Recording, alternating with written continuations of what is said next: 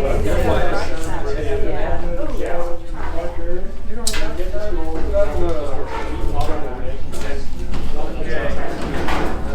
just going to take these chairs right here. Just sit there. Blocks. Why were you blocking? I wasn't going to go one of these. Sit here. Okay.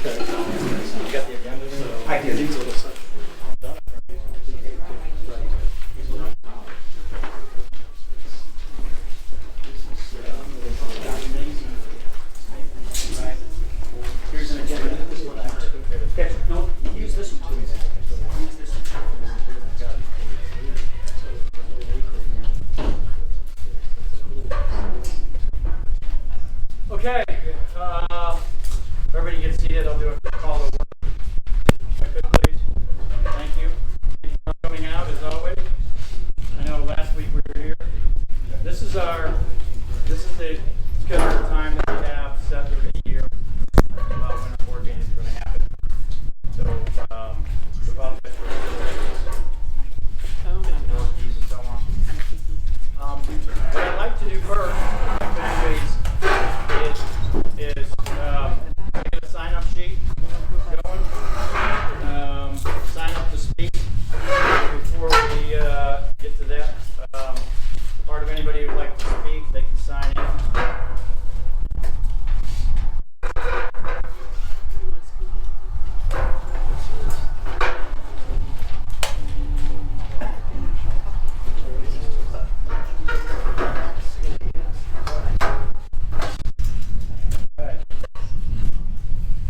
Give everybody a couple minutes to sign into that.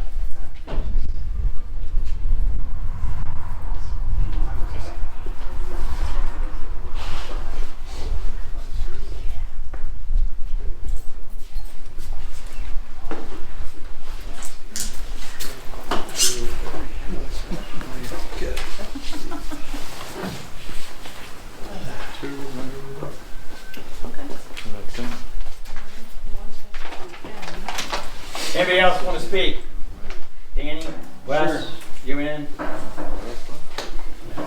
Danny, you want me to put your name on it? Are you going to put your name on? Sure. Okay. Anybody else?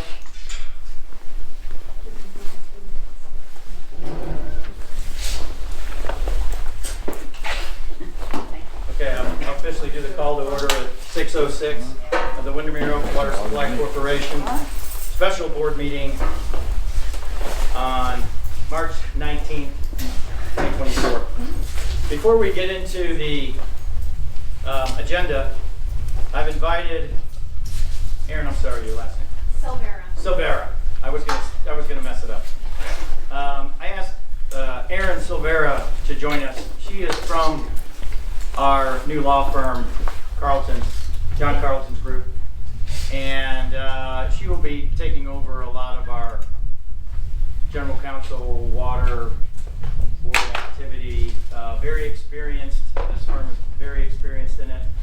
She's going to come out, just talk with us for a little bit about more of a background of John's group, the Carlton group, and so on. So I know you guys have been inundated with information that we've sent you over the last, week or so. If we get hit with questions, we'll answer them accordingly or as best as we can, and then we'll move on. So if everybody would like, I'd like to introduce Aaron, and I'll open it up. Thank you. Good evening. I'm Erin Silvera. I work for the Carlton Law Firm. We are a small law firm in Austin, Texas. We represent governmental entities, emergency services districts, water districts, some other types of special districts.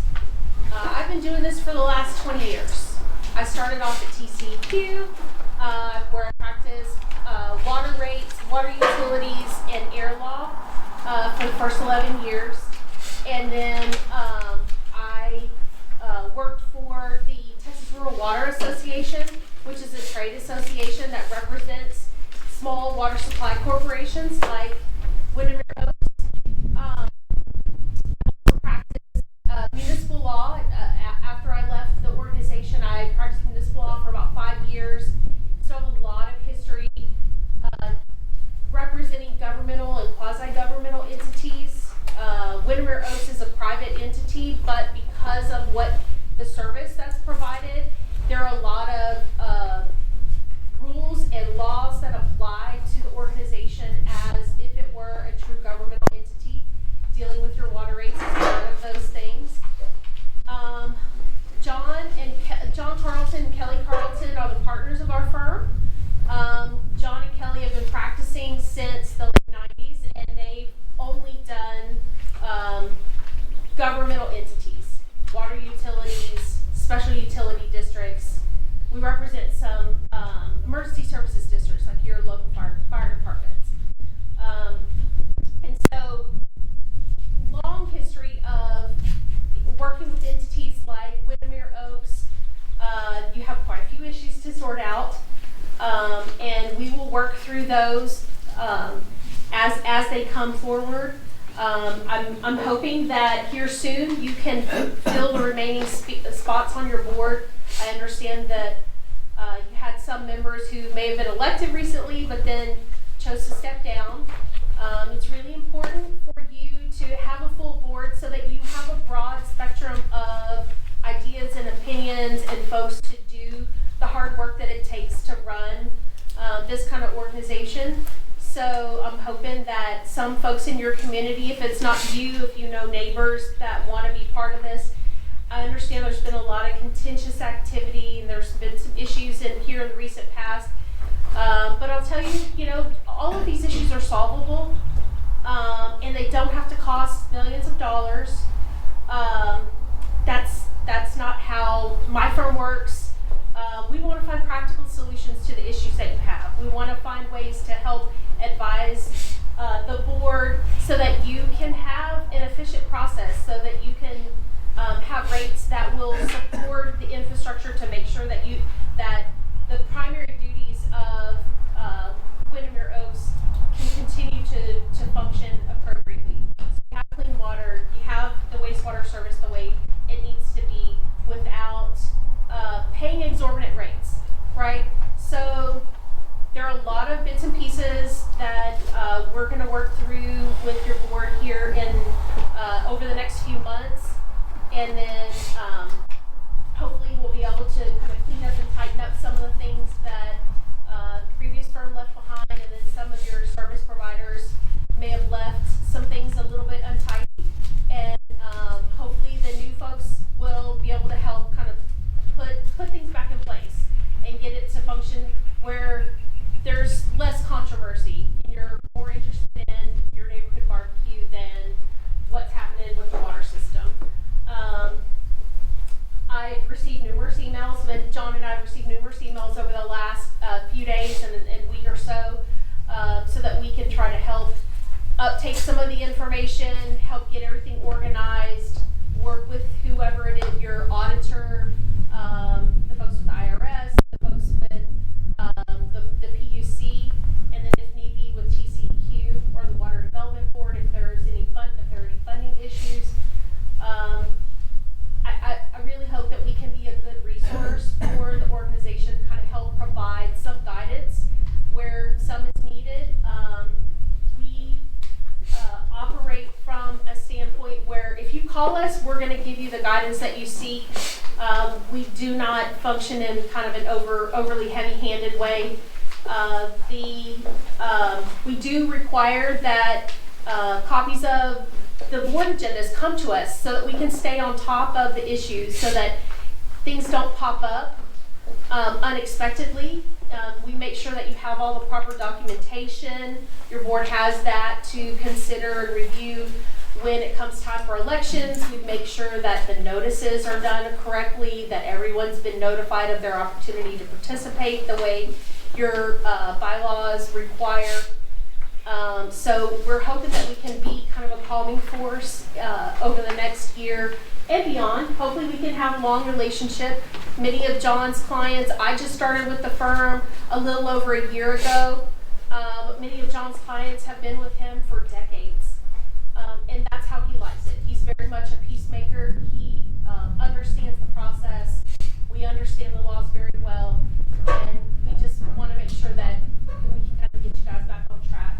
So if there are questions or issues or things that we can help resolve, please send them through the board because they're our primary point of contact. But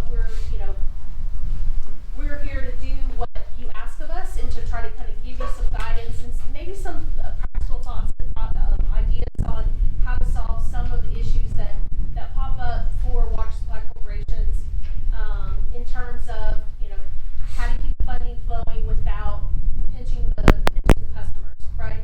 There are ways to do that that are pretty effective. And so it really depends on what your needs are, and we're going to work to kind of get to know those here over the next couple weeks and help sort out some of the hanging issues. Thank you for having me today. Thank you. Any questions about their group from anybody? Actually, yes. How are you doing? I'm doing well. So yeah, I believe we've actually met. Yes. So before they actually hired John before there was any input from the community. And, I just, no one in this room knows this, but Jeff knows this and Renee knows it, is that John had his Lloyd Gosling moment at the PUC with Bear Creek Sud and cost the community the membership, and that placed $409,000 in loss on the same types of issues that Gosling just dragged us through. Well, I'd like to provide some clarification to kind of maybe your thought process. First of all, water appeals, rate appeals are expensive. To have a lawyer go through that process is not a cheap process. I'll tell you, in the appeals process and the water utility rate cases that I've participated in historically for the agency, I will say 95% of them settle because they're usually about one or two issues, and that really has a lot to do with the folks who are part of your board and what decisions they make, whether they want to go the distance. If you go the distance in a water rate appeal case, it's very expensive. we know. It very expensive. And the issue with Bear Creek, and I want to be clear, we didn't lose. Bear Creek, the only issue that they faced at the end of the case had to do with the difference between what the staff thought the debt ratio should be versus what the system thought the debt ratio should be, the debt coverage percentage. All of the other issues were agreed between Bear Creek and the PUC staff.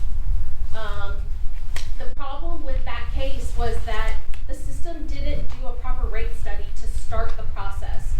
And when the time comes to do a rate change for Windermere Oaks, there's homework that you have to do a year in advance. You need to have 12 months of data, 12 months of books and financials to show what those rates should be.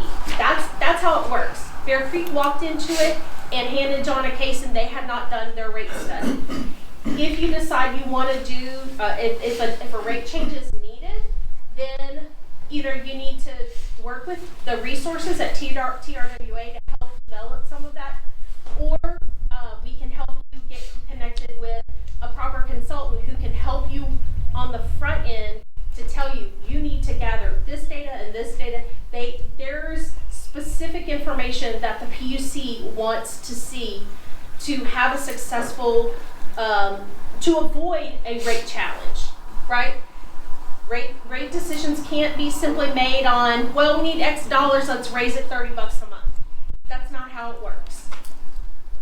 There's a lot that goes into it. It's more complicated than, in my opinion, it really should be, but it is the way it is. And the PUC is very lawyer driven. It's not, unlike the TCEQ, when this program was over at the TCEQ, it was driven by the staff, by the technical folks, and they were very concerned about making sure the water system ran properly and that the water was clean and that the service was proper. At the PUC, they are focused on money. That is what they do, because they are really, their big caseload has to do with electric utility rates.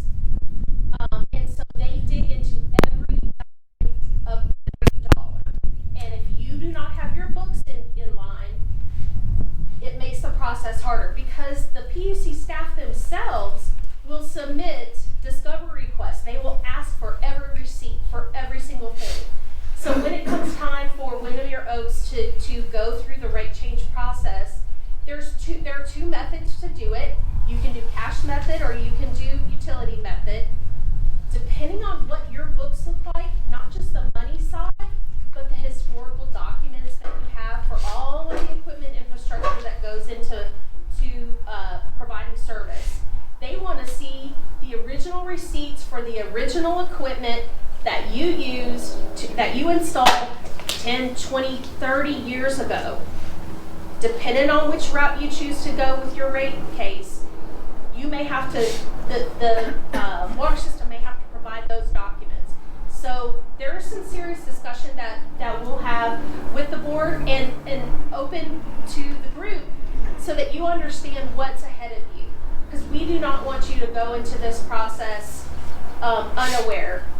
The best result is to have an open dialogue about what the system has, what funds the system needs to continue to operate properly, and a discussion about what that's going to mean in terms of a change in your rates.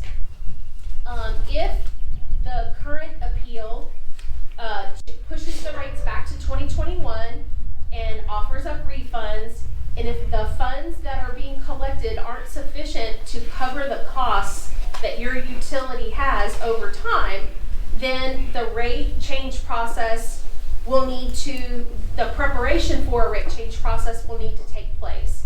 And that's an information gathering process that takes place for about a year. So to avoid spending $400,000 on legal fees, the better bet is to do the homework up front, do a proper rate study, share that information with the residents, those who will have to pay the higher rates, so that you can show that these rates are going to collect the amount of money that's actually needed to make the utility whole, so it can pay its bills, so it can put money in the reserve fund for any unforeseen circumstances. We've all lived through the freeze. Like, I live on a well and septic. Everything I had, any pipe above the ground burst. So I went out of pocket $40,000 when we had the freeze. Water systems, I was working for a city at that time. They had major infrastructure failures that they had to deal with immediately. Luckily, they had money in their coffers in their reserve accounts so that they could pay for that. So having zero in the bank is a bad idea, because there will be things that they need to spend money on, but having large volumes of money in the bank is also not a responsible way to manage. So helping you guys find that sweet spot, helping you prepare and helping the board prepare the paperwork that's necessary to do a proper rate study, so that this is supposed to be member-owned, member-controlled. This is supposed to be the group, everyone. The information is not supposed to be hidden from you. It's your information. You have a right of access to see the paperwork, the documents in the books. Now, someone outside the community wouldn't necessarily have that same right of access, but you as members of the community that are members of the organization have that right. So part of this is going to be working through and making this a transparent process so that you avoid a rate appeal. Because, the only people who appeal are the lawyers. We know that. And that's, you know, that's something I think that can be avoided with a little work, well, sometimes a lot of work up front, but usually it's just a little, it's about keeping your books and your records and documenting things and developing the rate study. So I really do hope that as time goes on and as the need arises, we can help kind of guide you to competent professionals that will help you develop the rates that can explain what the need is and where the line is drawn. You know, that you don't have to collect $5 million, you only need to collect $400,000, whatever those numbers really are. So that's the goal. In the Bear Creek case, it was very clear based on the evidence that was provided that they had made a mistake in how they presented the rates, how the board decided to increase the rates. That part wasn't under debate. The only thing that ended up getting debated is how much, what the debt ratio collection should be. Do you collect 1-for-1 to pay your debt, or do you collect 1 to 1.2, a little more to account for the additional money that's necessary to put in the coffers to make sure that you can pay for those items that are down the road.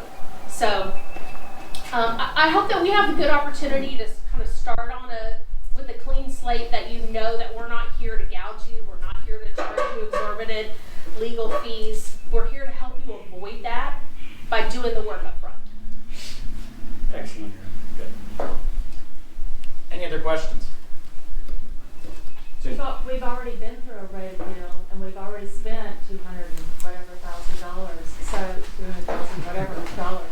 So I think where I think we need help is, where do we go from here? Let's not start from scratch. But how can we move forward with the PUC's already made a ruling on our rate basis? So how do we move forward and not start from scratch? Agreed. Yeah. And that's part of what part of what was sent to me over the last few days has been all of that information. I started reviewing the rate appeal order. I've also been looking at the CCN amendment application that's going through the PUC. You're right, we won't start from zero. We're going to start from where you are today.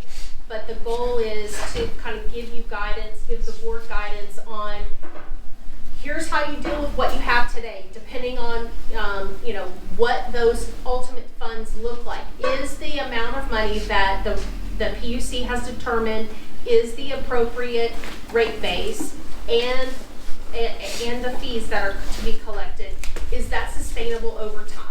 Because I'll tell you, working at TRWA, one of the big things that we saw with water supply corporations is that they don't want to increase rates. And so they will hold off on looking at rates for a decade. And that's a really bad idea. You need to look at them on a more frequent basis. Just like we're not paying $1 a gallon for gas anymore, or 79 cents for a loaf of bread anymore. You know, everything increased in cost, and everything escalated pretty significantly after COVID. Now, prices are starting to normalize, but the cost of chemicals, the cost of equipment, access to equipment, access to competent professionals, that's, you know, the prices aren't likely to go down, so you have to be forward looking for a short period of time. Typically you don't want to wait more than 2 years to look at your rates, because things can change that dynamically. And so we're going to look at what did PUC set for your rates, and what does that look like when it's compared to your budget and what you have available, given the fact that there's likely going to be refunds that will need to be issued. Do you have any equipment that's going to need to be replaced in the next 5 to 10 years, and how have you planned for budgeting for that? Because if you don't plan and you don't budget for it now, then what's going to happen in 3 years when you have to replace that? A big jump in your rates. And that's when people freak out. It's not an unusual circumstance. I've seen it time and time and time again. And sometimes those big jumps in rates are justified, sometimes they're not. And we want to help you find a place where everything's documented, that the public, that your group, all of your membership is made fully aware of what the situation is. You know, what do the books look like? What do you owe in terms of debt? Is it time to take on debt? Is it better to do that? Can you get a good interest rate through Water Development Board funding that could be partially discounted? Or do you want to dig into your coffers? Do you need to do a rate increase to collect the money directly? So all of those items, all of those options are things that John and I can kind of help give you ideas and guidance, give the board guidance on how to do it efficiently, how to do it economically, how to avoid a rate appeal so that you're spending your money in where it needs to be spent, on the water system and on the people who take care of your water system, because that's really where it needs to go. Aaron, on that, I know I talked to John about this when we were discussing availability of you and your team to come out and inform the members on critical decisions. Yes. Open to that. Okay. Absolutely. You know, You know, my feeling is we had an interaction before, and you know, we all got, you know, kind of blindsided on some bit stuff. Everybody's carrying around a little PTSD about what's happened in the past. We don't want it to happen again. So yeah. good. You know, when there are big issues that are coming up, part of our internal process is to communicate with whoever our primary contact is. It's usually the board president. Sometimes it's the secretary treasurer. To say, you have this item coming up on your agenda, or it's this time of year here. If you want to have an election at this time, you need to pre-plan for these things. Here are the items you might want to bring in front of your members, and start having the conversation now. And if it's a discussion where some explanation is needed, I can come out, John can come out. It just takes a little pre-planning. You have another meeting that you have to go to tonight, but typically it would be either him or myself that would come, and we'll walk you through it, and we can break it down into as little a detail as you want, or keep it big picture. It really depends on what questions you have. Obviously, my time is not free, and so I want to be very conscious of that. It is a very regular thing where I will only go to meetings of some of the entities I represent every 2 or 3 months. There's a regular occasion if your board needs to consult with us during a board meeting and executive session, they won't have me come out. They'll call me on the phone because that's allowed under the law, and that helps save a lot of time and money for the organization. So we try to remain flexible, but at the end of the day, we have an obligation as your attorney to give you proper advice and full and complete advice. And so we're going to do that. We're going to look at the agendas and make sure that the procedural steps are followed. At least advise you. Obviously, we can't force the board to do something, but we're going to advise the board, here are the things that need to be done. Here are the pieces that need to be posted. Here's what needs to go in the newspaper. And depending on how your board functions, either they will do it, or someone that you hire, if you have a general manager, they will do it, or if neither of those can happen, we can do it. We serve in a variety, on a variety of levels. We have some clients where they have really great administrative staff, and they do everything and they send it by us, and it takes us 15 minutes to double check anything and prepare resolutions or orders, all the way to we are the registered office for that particular entity, and we do everything, all of the administrative work. I don't, of course, do all of it. We have paralegals and legal assistants in our office who do that at a lower rate. And so we also manage our time that way, where you know, if it doesn't take the highest of the high, we have a couple of newer attorneys that will do certain things that are very routine. And then we have our administrative staff that do other things, so that at the end of the day, the work is done professionally and competently, but it's also done economically, because, you know, this is who we serve. We understand that. Good. Thank you. Anything else from anybody? One more thing. Sure. So at the last PUC hearing that I went to, the commissioners, you know, kind of were talking about something off the agenda, and said that they thought it'd be better if small systems consolidated with larger systems. If you can make it really brief, what would be the process to become an investor-owned utility for us? So an investor-owned utility would have to buy you out, right? And there are several large investor-owned utilities in the state of Texas. I will tell you that those companies would buy out the system. They would pay for that. Any upgrades that would be needed to your system, that would get rolled into your rates as well. You would have no control. You would have it because it's selling your system to a private company, right? The difference that I see regularly when you sell to an investor-owned utility is a big jump in rates, and that's due in part to the fact that you're selling to a company who's there to make a profit. They're entitled to make a profit. Historically, between 10 and 12%, which is pretty good return, depending on, you know, what part of the market you're looking at.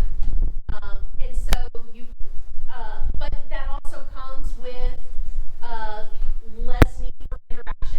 You know, you don't have to have board. You know, someone just comes and does it. They have staff that do the operations side, the administrative side,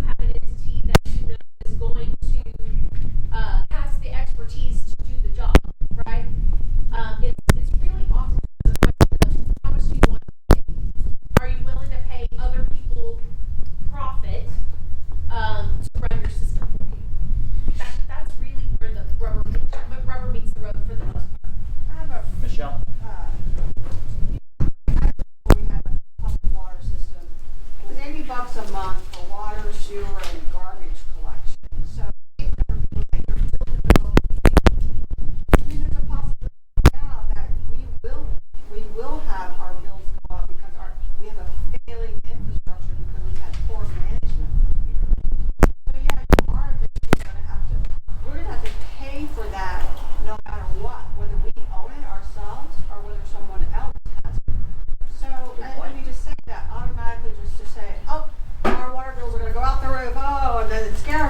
it's like we need to educate ourselves. We say that, but nobody here has ever talked to a company that actually does own the water and run it and put That's together. not true, Michelle.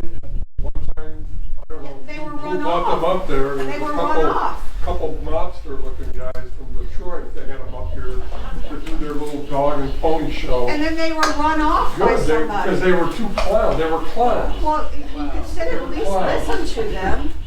I don't remember who brought them up here, but they were clowns. Well, I mean, Michelle, that's an interesting point. I mean, we need to educate Do we want to see ourselves. something on the agenda that we find somebody to talk about? We That, I tried don't know. that, and somebody I'll ran leave the it up to guy you guys. off. You know, I don't know much about them, so you know, if we want to educate ourselves, send me a note. We'll put it on the agenda and see what we can do.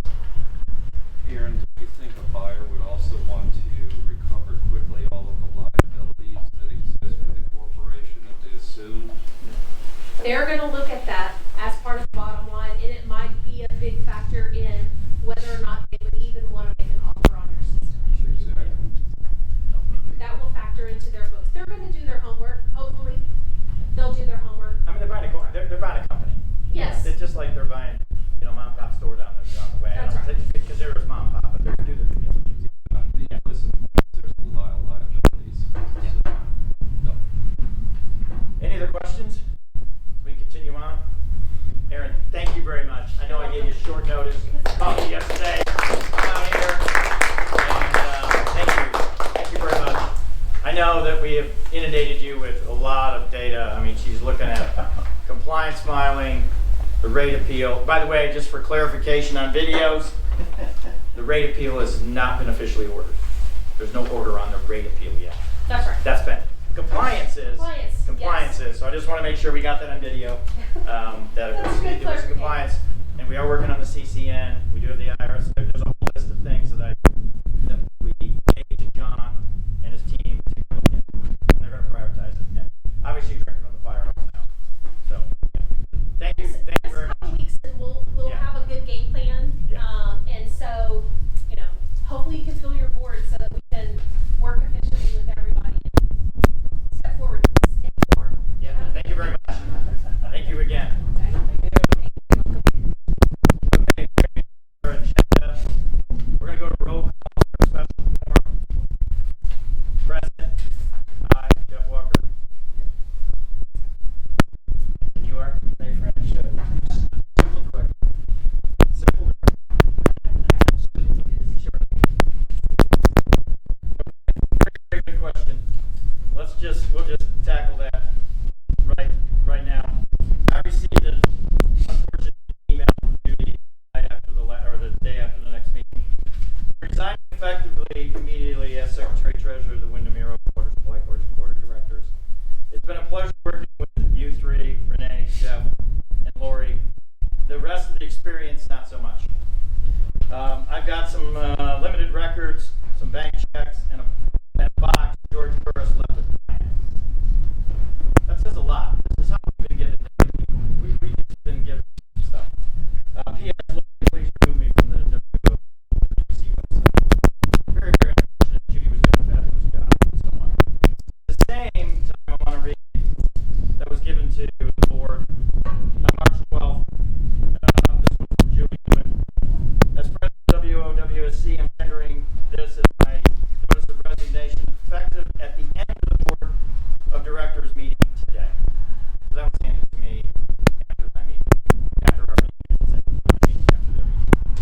So, yes. So we have 3 open spots, and you know, Renee and I were both voted on after 2 years. I know I'm going to. I made a commitment to the voters. The voters made a commitment to me. I know I don't always do right, left or center. I'll try my ass off to make sure this company, this corporation, does not get into receivership. And that's what I'm working on. We are trying to find records, information, trying to get these 3 new firms settled in. Aaron's group, the accounting firm, the bookkeeper, and our new operator, AWR, who you mentioned at our last board meeting. So we're on a good trajectory, you know, for success. We just need some help, some guidance, and a little bit of patience in what we do.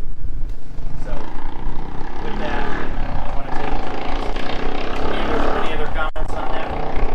About Judy, about the resignation? That was very shocking to me. I did go to her and say I pleaded with her, but anyways, on to the agenda item: deliberation and decision of action to fill a vacant position. I'd like to open it up. Anybody out there? Come on, people, help us out.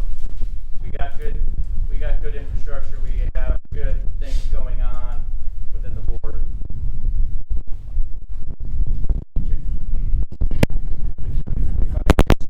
Go ahead. Talk a little bit. Within the bylaws, only one time and one special event can be on the board where the board can do anything without quorum. The quorum is fundamentally 3 out of 5. The only thing that is allowed to be done is under Article 8 in a vacancy, that in the event that there are vacant seats on the board, then the remainder of the board, and the language states specifically, even though it may be less than a quorum, is authorized to request and to fill the vacant seats in order to be able to come back to a minimum of 3 on the board to be able to officially do the work that's required by the bylaws and to keep the business going. And so the only thing that we are authorized under the bylaws to do is to do that next. As it turns out, I'm going to pick on Steve Johnson now, which is Any other people out there? please. Yeah. Come on. Yeah. Can I ask the people why? Everybody gets scared? Chicken? Yeah. What are you scared of? Well, the last board got sued personally, okay? So each of those people on the last board were sued personally, okay? And had to go to a lot of people. Any of us want to go through that. Good point. Absolutely. There's no answer for that for me. I'm here to serve the community and keep our water clean and our wastewater processed. And like Aaron said, this is a community-run water utility, and Do you feel I'd like to that, do you respond. feel that with Aaron's help, you're avoiding that yes. potential? I really think my view, Jeff Walker's view, my view is the 3 new players we have are going to help us a great deal. They really are. You witnessed AWR.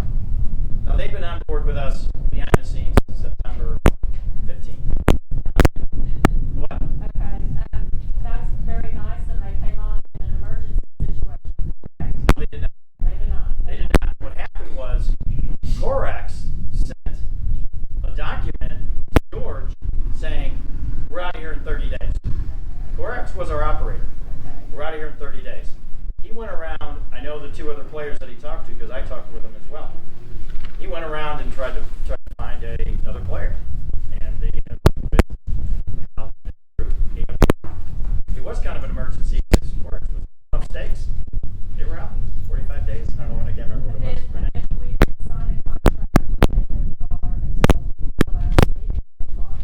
That's correct. So they were working without a contract in good faith. No. They were working under George Burris' company. Yeah, they were under George Burris' company until. There were 3 arrangements on contracts. One of them was with George Burris. Yep. He made that because he's the water management. The next activity, when in fact that we activated a temporary contract, and the temporary contract was January 13th of 2024 until March 1st or until the last board meeting. Yes. so they Yes. did operate on a Yes. and then the final meeting that we had was the full 9-year contract. And then we executed last In an ongoing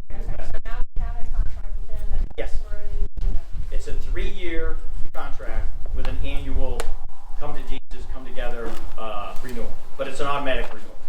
And I think they've done a pretty good job stepping up, to what they got. They are, so September 15th, they came on under George Burris. They actually had 2 contract extensions because they thought they were going to be able to get some things done in November. They extended again, and then till the 13th, that's when George left, and then we put them under a contract, temporary contract until the board, till after the elections, and we had a full board, and then we voted them on as well. That's when they were here. So yes, that's kind of the sequence. I know there was a lot of actions in I there. don't think we all as members understood all that. Yeah, it was kind of done a little bit. It was surprising. I was sitting on the board and I was surprised. What do you mean Quarks is leaving? That's our operator. And I found it out at a board meeting, like 2 days before, and I, took it upon myself as a board member of the Windermere Oaks Corporation to go visit with them because I didn't know who these people are. They're gonna clean our, make our water fresh and so on. And we as a corporation, Renee and I met with them half a dozen times, since they came on board. So I think, back to your question, I think we've got a new accounting firm that's coming up to speed, slowly, surely, trying to find data. We got a new law firm. You listen to her, and we have AWR. So really the 8 key things that the membership was looking for to change on. So I think we're here. We were here. I think we're coming out. We still have a lot of chaos. There's no doubt about it. To be honest with you, the biggest problem we have is records. We don't know where they're at. We really do not know. And it's kind of sad. And we, as Renee and I sat here, we kicked around some ideas of how we get them organized. But that's a big piece. So what are they, just in boxes? Or? Don't know. They're not over at the... We've looked, but you look in a box and it's, files, papers. We have to have some,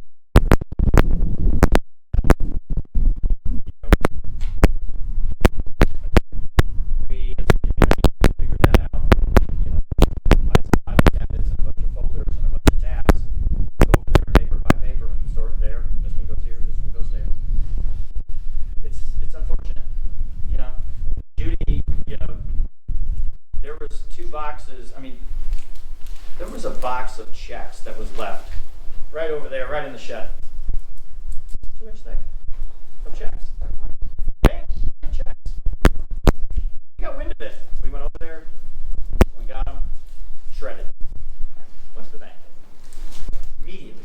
That's what we're facing. It's unfortunate, but we will get through it. People who've done turnaround companies, there's many people in the audience, when you walk into a place, it's bad. But you always figure it out. So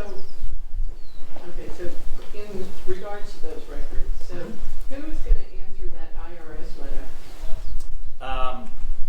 Very good point. Let's talk about that, since it's on the table. Well, it's due tomorrow, the 20th. Well, And then there's a meeting April 1st. Yep. And so you say there's no records. Who's going to answer it, and where are they going to get the records to answer this IRS? You want to take it? Yeah. Go ahead. He's talking. I'm glad that several of you have read the letter. And again, it causes a person to blanch in Well, the it's situation. nothing to fool around with. The requirement that in that letter is for contact to be made to the IRS agent. It's actually a gentleman named by last name Romero out of Florida, and the original request was for up to a week work here. Records starting on April 1st. On Friday afternoon at about 2:30, I got a call from Mr. Romero on my cell phone. He had all that information, but we had a nice 30-minute discussion, and he was explaining basically in layman's terms what that all meant. From the standpoint of the records that are required, they're going to be going through in great detail of 2022, start and finish, and the documents. The financials records we do have those.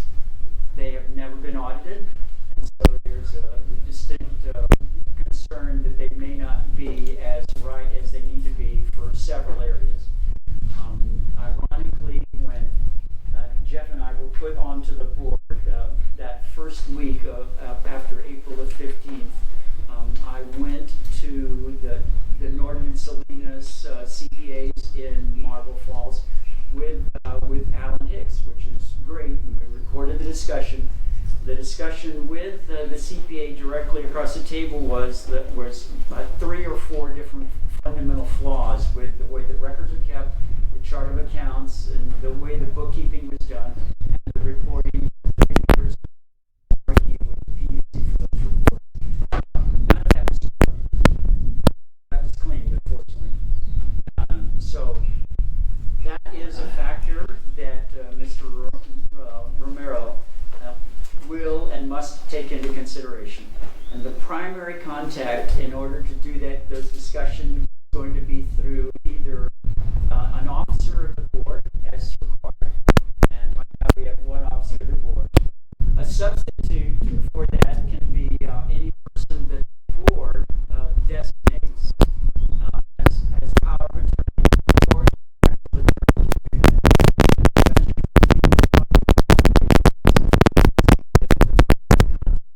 Going through the John Carlton organization right off to do that, and engagement with the gentleman Joe Romero. Put together documents that he would in fact need to do. Interesting enough, from the records, we do have records that have, again, not been verified and not been audited that would actually fit, at least in paper, what he's asking for. So that's one thing. But the idea is it's setting the time together and to make sure that there's a person with the authority and the capability to be able to do that. It's a primary reason why we've discussed asking someone on John Carlton's organization to do that for us. Yep. So it's kind of ironic how all of a sudden that happened. Why did this small little water company get audited out here for 2022? So we do have the reason why, one of the reasons why Renee and I, saw it for all two firms is we think it's stonewalled by Norton, maybe, and by the CPA who attested, who signed off on the actual filing.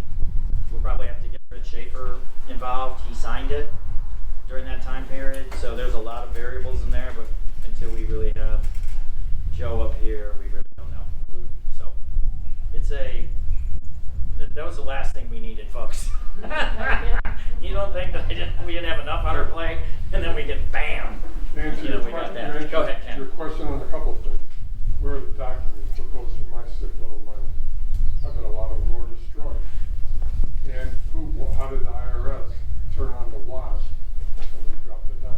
Yep. Simple as that. Somebody Yep. dropped it down. Wrote them a letter, called a friend, Yeah. And I will be honest from the standpoint of the request for outside authority to look at this. I think it's all day long because of the clear lack of clarity and the abuses. We're a nonprofit organization, as everybody knows, a member of the co-op. Any organization that's a nonprofit, the tax filings, the 990s, are public domain. And any one of you who would like to pull them down, they're available. And in fact, Patty helped me pull them down because she knew where to go for them. So that's the reason why I got it. I blanched when I got a chance to see the 2022 filing that was, in fact, signed by Mr. Schaefer July the 31st of 2023, because there are individual questions as for structure, and then there's another section intermingled that are all finances, okay? Not even looking at the finances. There must be at least 10 to 12 of the questions that were answered that were clearly wrong. Even to the point that, and it's open because you can certainly look and read it. usually when an organization, and I do 990s because I volunteer in several little organizations, and I do that when it's not complex. Ours is complex. But and anyone who does 1040s, you'll pull out to do your taxes for the 1040s and things like that. For now, you'll be doing ones that actually start with the 2023 tax filings. The date is on top of it. So the forms that were used were from 2021, and so they were not the 22 forms. But the period reporting was right. And then the requirement is clearly to list all the directors and all the officers on an organization, and the organization there. As it turns out, a lot of people don't understand, but the fact is that in any organization, the board of directors actually ranks the officers. In fact, in a lot of civilian organizations, the people who are hired and fired are the CEOs and the presidents by the board of directors. In our structure, there's no requirement that the people who are officers be on the board itself. So that's the reason why the IRS asks for a list of all the directors and the officers. The list only included 3 individuals, and they were people who were officers in 2023, not even the officers from 2022. And the person who was listed as the most accountable for that filing was me, and I wasn't even a member on the board, nor the Secretary-Treasurer in 2022.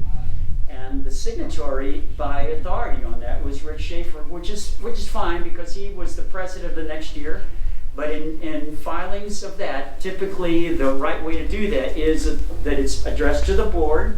The board puts it in the minutes that we're filing it, and Mr. Schaefer says it's a board designation as to who's going to be the person who says that I will be the authority making those statements. So other than that, it was all great. Okay, one note on that, one conspiracy theory I'm going to put to bed right now. I did not get the IRS letter 2 weeks before anybody else did. It was written to the office address, Lori got it, and sent it the next day out to the board members. So any of those conspiracy theories that you're seeing around here, running around, I did not get that. Why would I get it? I wasn't even,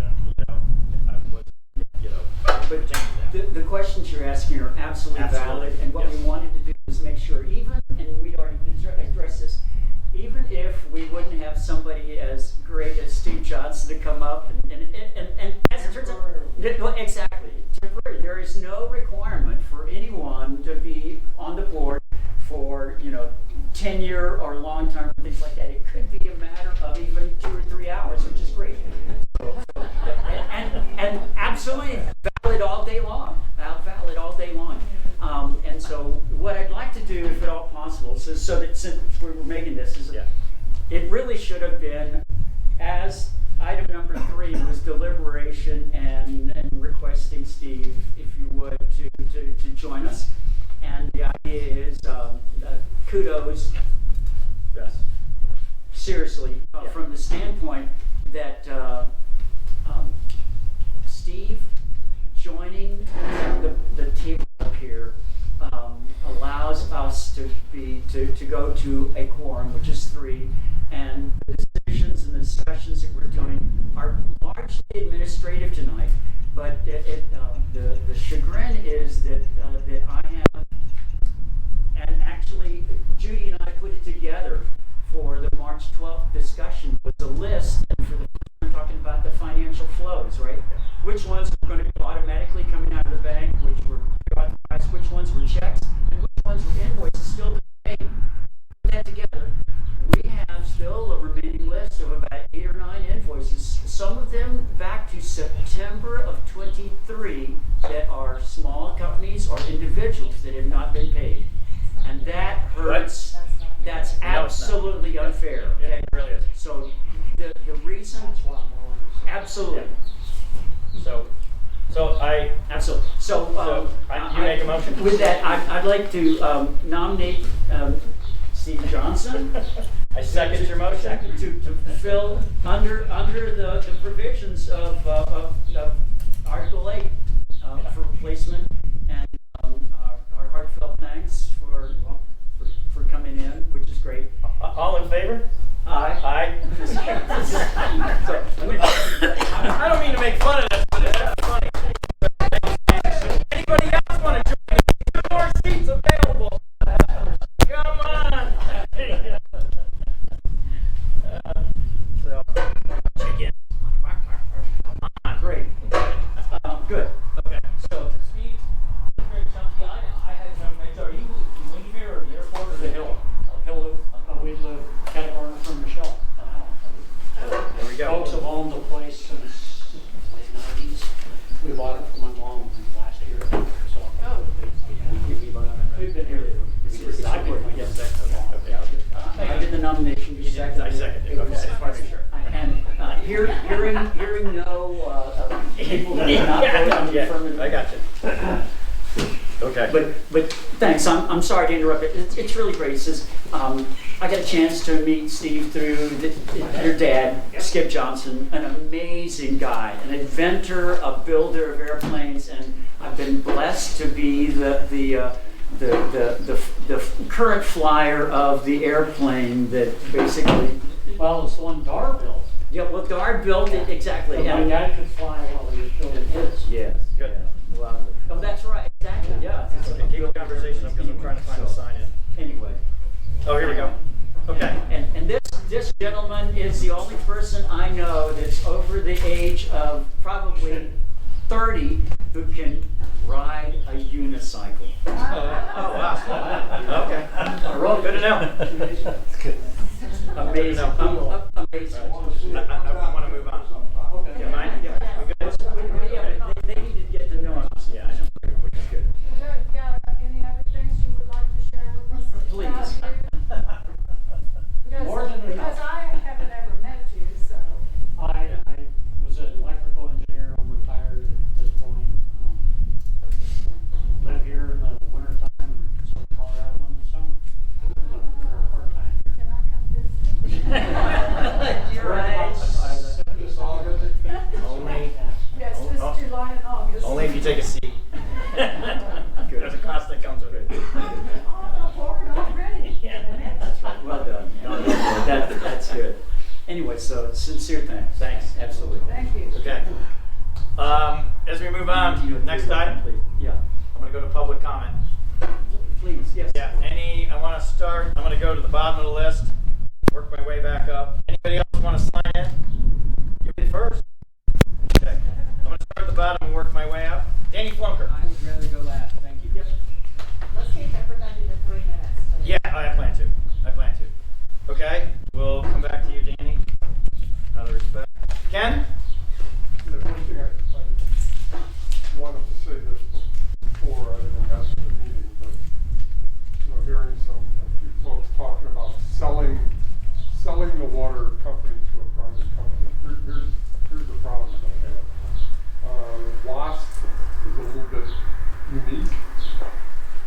You got land at the airport.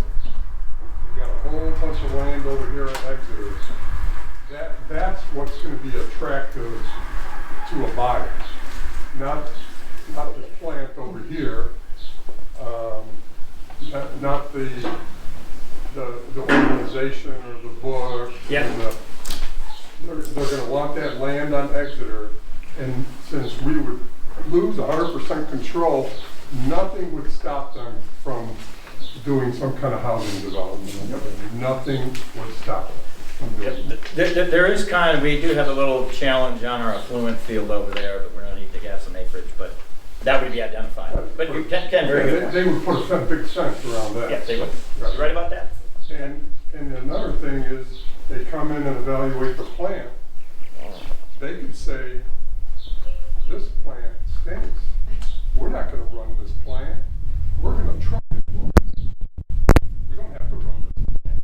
It's broken. Yep. Those are my problems. Nobody's thinking that part of it. It sounds great. Oh yeah, let's get a company in here. Yeah, our rates aren't going to go up. Yes, they're going to be. Our current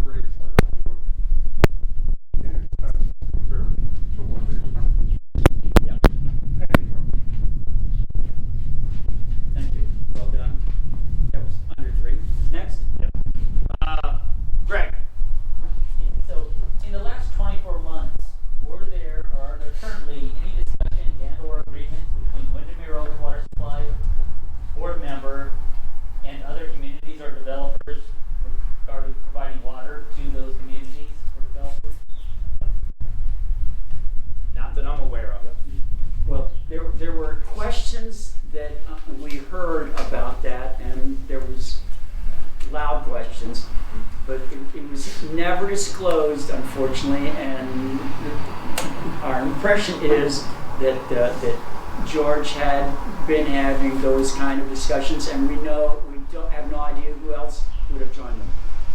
As far as you had know, there is no agreement between Windermere Oaks to supply water to anyone other than the airport. That's correct. The only ones that we know about is the barn. That's part of that CCN that Aaron talked about. If you remember, I, at the time, was not a board member. I got involved in that funky transaction that the former president, not Rich, 2 presidents ago, were trying to do off that crazy, 100 acres that he was trying to supply. And I did some due diligence. I talked to Crystal Palin, Sarah Palin's daughter, who runs real estate. I talked to their group. They said they had all this engineering documentation from the water company, but it went nowhere. And I have not heard anything since, and that's 18 months ago. So, to answer your question, I don't know of anybody. I don't know if you know of anybody, except what I know about now. So, yeah, good question. Good question, Greg. Susan. Okay, I have a couple of questions. One, I understand that the board budgeted $160,000 for legal fees for this year. I'd like to understand, I think the members need to understand how that's broken out and what are we paying for in that $160,000. You want to handle that now, or you want to wait? Well, we'll be talking about it in the budget.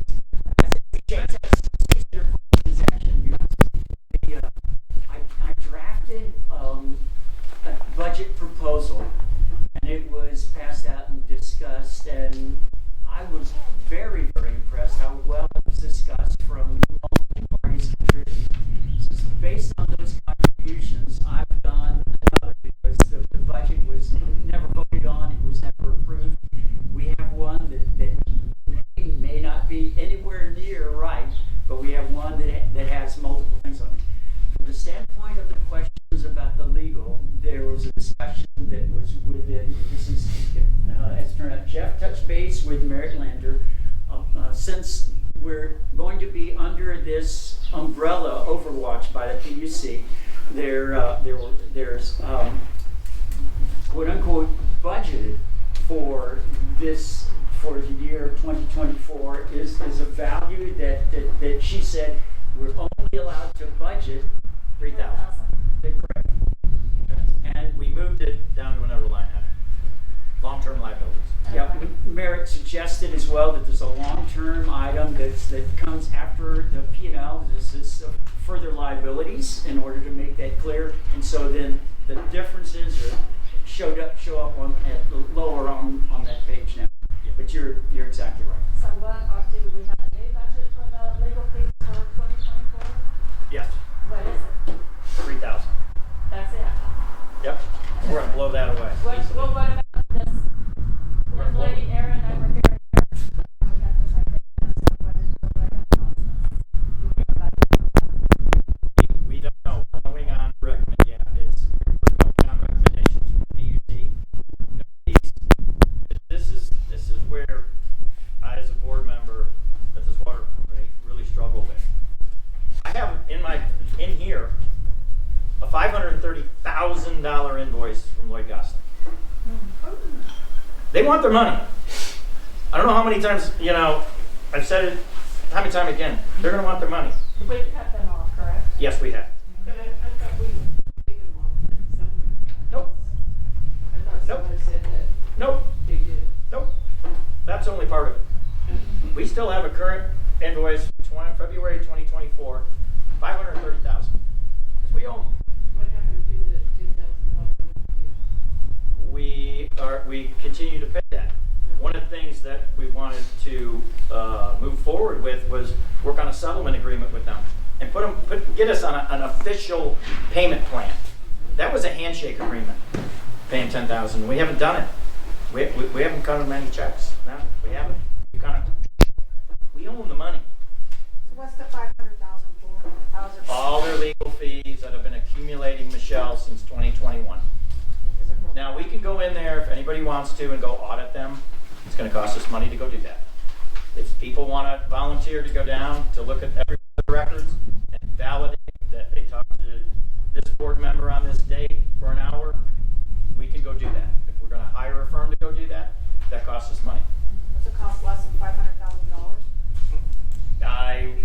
probably say it would cost us close to $100 grand.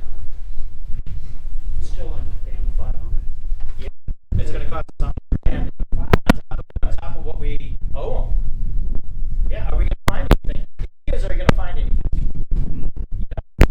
Are they going to have a witness on the board that's going to back them up and say they approved that expense? Exactly. They're going to go to a former board member and go, did you take a phone call or have a meeting with us on this particular date and wasn't an hour long? Yes. Boom. Okay. That legal bill is fine. That transaction's fine. That's how those things work. Yes, everywhere. Yeah. Exactly. We're in a rock and a hard place on this. I wish I had a better answer, but I don't. If you look at their engagement agreement that we signed, the water company, not me, not Renee, but the board signed at the time in 2021, for the rate appeal, it clearly states there's no payment plan, there was a retainer of $10,000, that obviously got blown out of the water, and it says in the engagement agreement, payable upon receipt of invoice. That's our engagement agreement. People should read it. I tried to pass it out to people, and it's a tough nut. And they're gonna want to start getting paid. Now, going back to Susan's question, how do we pay it? I've talked to Merritt about it, and PUC is not going to get involved with that. That is a transaction. That's a contract between WSC and a legal firm. They don't get involved in any of that. They don't do any squabbles about you should own the Windermere Water Supply Corporation should only have to pay you X amount of dollars. No, they're just not. And I've had discussions with those guys, and they're fixing to do something because we haven't given them any money. And we approved it. Not we as a company, we as the corporation, I'm speaking of we approved it back then. So look at those engagement agreements. It's really bad. It's really bad. Well, okay, that leads me to my second question. Did I get cover my 3 minutes? No, yeah, you go ahead. Okay, my other question is about the clarifier because back in 2020, the board took out a loan for $680,000 and they allotted $300,000 of that for a new clarifier. And and I've got meeting minutes from the last years that we've had these meetings. And they bought a tank in 2022. They put the new tank over here. They said they were going to plumb that new tank, and then they were going to move water to that new tank, and then the old tank they were going to set up as the clarifier. Okay, and then they found somebody that they could get some used equipment from to save us a lot of money. And then that's the last we heard, and that was in September of 2022. So I think we should understand where are we at with the clarifier, because we've been told by 2 water companies now that we are in desperate need of a new water clarifier. Yep. So where are we at with all that? Okay, I will address that. So one of the things I was looking for was last summer was an operational audit. But we don't know if that solution came up. Was it a good one, bad one, or indifferent? That was presented to us by our old operator. Turn a water tank into a clarifier, 2 different apparatuses. We do have a contract that's suspended. Another conspiracy theory that I'm going to settle right now. The board approved a firm to come in, OzTech Sandblasting and Coating, to come in and sandblast the inside of that water storage tank. Sandblasting, there's $38,000 contract. We have paid $7,000 of it. It's suspended right now. He's not doing anything. We have spoken with him because the solution is not what our operator, AWR, and their engineers think is the best one. They have looked at it. They were like, when I brought them that idea in one of my meetings, they thought that was crazy. You cannot take a water tank and make it into a clarifier. You're going to spend money, you're going to waste money on it. And the board went ahead and approved it, but none of the work started. I don't know why. I don't know why. George was running that project. I don't know why. We finally got a hold of the guy 3 or 4 weeks ago. He said, no, I'm just sitting here waiting for you guys to tell me what to do. We paid him $7 out of $38. So one of the things that AWR is looking at in this operational audit would be, tell us about our infrastructure. Tell us about it, because how I got this idea was Renee and I were over there in August,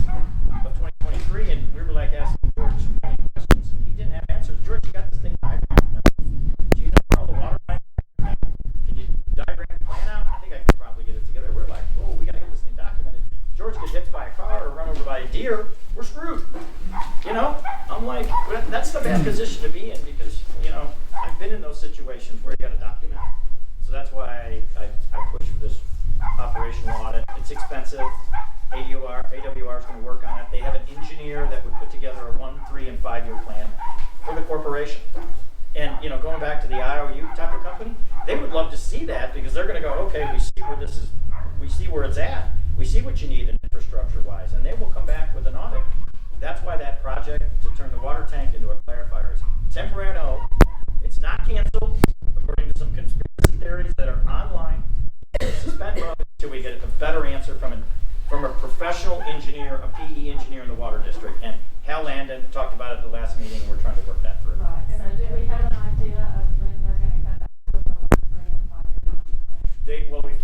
They've got to get the proposal from us, and I should have that from Hal this week. I pinged him again today. He's working on it. He's got another engineer, but that's going to have to go in front of the board because it is an expenditure. My personal recommendation as a board member here would be to take the funds to sandblast that thing, get the operational audit because it gives us the roadmap for 3 to 5 years, as Hal and Tammy talked about at the last meeting. Hang on a second, still Susan's time here. Hang on. Okay. Go ahead. So I'm just trying to nail you down for like what are we looking at in time frame for getting all that stuff done. So The audit, if approved, would take 90 days, 3 months, and then we'd have a full report and everybody can look at it. Okay. With time frames and estimated costs. Wouldn't that be great? And what they would do is they prioritize and they would go, you need this pump replaced because it's bad. Yeah, when does this 90 days start? As soon as they get the proposal and as soon as it's approved by the board. So that's what I'm waiting on. I'm waiting on AWR's proposal to look at it, get it approved by the board, and then we'll pull the trigger, you know, if everybody's on board with it. That's what I've been waiting for. I went out to another water company. I'm trying to. Yeah, I'm doing the best I can, relying on other people to do my stuff. I also went to Performance Water Management, Professional Water Management out of Dripping Springs, asked them the same questions in the fall, early fall, September, October timeframe. They told me the same thing. You're taking a water tank and making it into a clarifier? You can't do that. Yeah, I didn't know either. I don't know anything about it. Trust me. I'm a custom home builder. You know, I don't develop water systems. I'm not a developer. Came in here last week and they started talking about y'all need a new clarifier. It's like, well, haven't we already been through this? Yeah. Isn't that already in the plans and it's about Yeah. that? Nope. Everything started.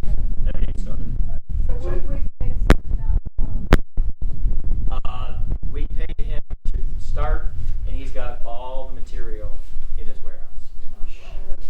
I know. Stupid. I didn't vote for that. I did see a pickup earlier today with 2 pallets of sand on there. So I'll look over there. Yeah, he might have delivered it, but he's not supposed to start until he had an okay from me. Thank you for that. That's a good question, though, is what's the state of our current clarifier? It's functional. It's functional, but for how long? That's what AWR is working on. Okay. And where is that? It's inside the plant. Yeah, it's that funky thing you walk in the plants, behind the plants over to the left. Yeah, should take a tour. One of the things I always wanted is to have the meeting over there and everybody, and somebody explain all this stuff. That would be amazing. Yeah, I'm with you, Susan, because that's what I wanted George to do that one day. We couldn't get him to do it. You know, yeah, it would be great to have the water board meeting over there. And look at all these pumps. This is what you guys do. This is what you're paying for. It'd be awesome. I know. Allowable to have all of us bumpkins in. Yes. Bring your own chairs. We can sit out in the driveway and we can go around. Yes. I'm telling you. No, you can't. Michael, what's interesting is we can do it without a constable there. Good point. Okay. Any other questions on Susan? Okay. I know there's a lot of unknowns, but this all just came to light. If you have questions outside of this, email them to Renee and I will try to find the answers. Wait for the board. Okay. Oh, look at. Thank you. Anybody else? Need a blanket? It's a little chilly out here. We're trying to move through the agenda. Last item, last speaker. I got 2 more. Danny, can you go? Thank you. Yeah, I'm good. Thank you. Wes? Yes. Feel a setup coming.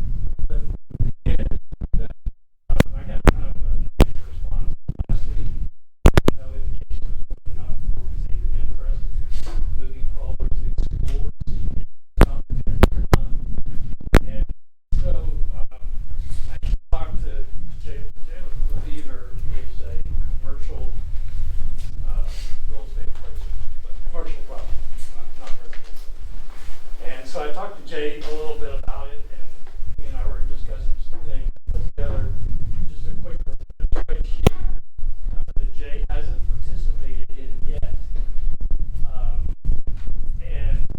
But I'd like to get his input into it. And I'd like to present you guys with it. Just a quick idea. This opportunity is not going to be here forever.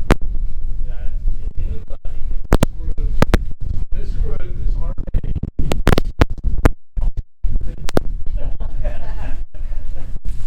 Yeah, I don't think we need. It's a chill factor. this group is already under a contract in a due diligence period with Friendship Homes to buy the acres that she has in there. And if they would like to buy the work that's behind it as well. And if they don't buy hers and she develops herself, or somebody else buys her land from her to develop, it can landlock the water company's properties. And it can be very detrimental to the cost. And so the key point is, if a deal can be worked with them now, that for one, is there an interest in the water company? And then second, just start negotiations with them to find out where are you. We try to put together, and Jay has offered to help, put together a price range. And he looked through this price range I've already developed. There's not many comps to look at. There are some properties for sale around, and I've taken those properties, including lots that are for sale inside the airport and other properties, and I've listed those comps. And so a lot of this needs to be confidential because of what's going on. They wanted to remain confidential. They are not a party who's associated with the airport or, Windermere Air Park. They're just a new company that it's aviation related, and they want to set up an operation. And so one thing I would just like to say, to try to intrigue everybody's minds, there's a lot of variables in how to come up with a price. And I'll just depend, and the board depend heavily on Jay. And he can do this, but he's also got a conflict of interest. That's his business. So there's a certain amount that you can offer, maybe structures, but not prices. Jay can explain that further later. But I'm just going to tell you that variables of having variables of land, it doesn't have a front end road, doesn't have a road access to it. From what I've done, subject to lots of criticism, ranges from about 854,000 to $1 million. That's a lot. Even the lowest number is more than I think anybody has ever thought of in the past, because here Patty mentioned last week that there needs to be some TCEQ remediation things going on. Gosh, if anybody thought that land was valued, they'd have done that many years ago. And nothing's been done. So we need somebody to move forward with that, find out are those problems, what kind of remediation needs to be done. I disagree with the comment that Patty said, where she said that we shouldn't even think about selling it until all these things are done. I totally disagree with that from a business perspective. As long as we declare the current conditions, disclosure, then we can. a buyer can take on that, or it can be factored into the pricing and adjusted out later. A lot of things can be done. Then it's started. If there's an interest, does the water company have a future need for the property? If not, is there an interest to sell it? And if we're talking about pricing ranges at, 854,000 to $1 million, it's a lot. It's a lot of variable. Susan, we got a new clarifier. Yeah. So A lot of lawyers. No, I know. I know. By the board. No, it's okay. That's the board? Yeah, so I'd like to give you guys this worksheet. I can send you it's on an Excel spreadsheet. I gave Jay has a copy of it. So what I'd like to see going forward is my understanding last week that it was on the real estate committee, and I don't know if that's still the case or not. I don't know.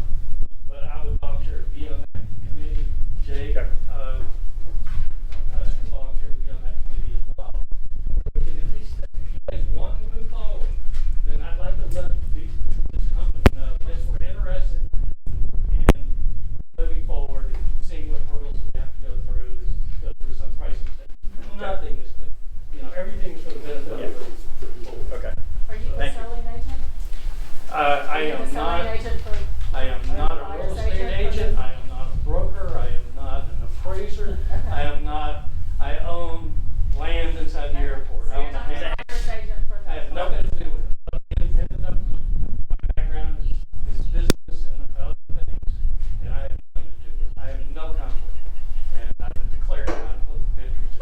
Okay. Conspiracy, again, clarification. I did not get a survey for that land as a Windermere board member. I did not authorize anything to get surveyed, $25,000 that's out there on the web. No. Only thing that I did on a recommendation was to call Heritage Title. They did what is known as a pre-sale deed. They look at all the deed records. That's all I've got.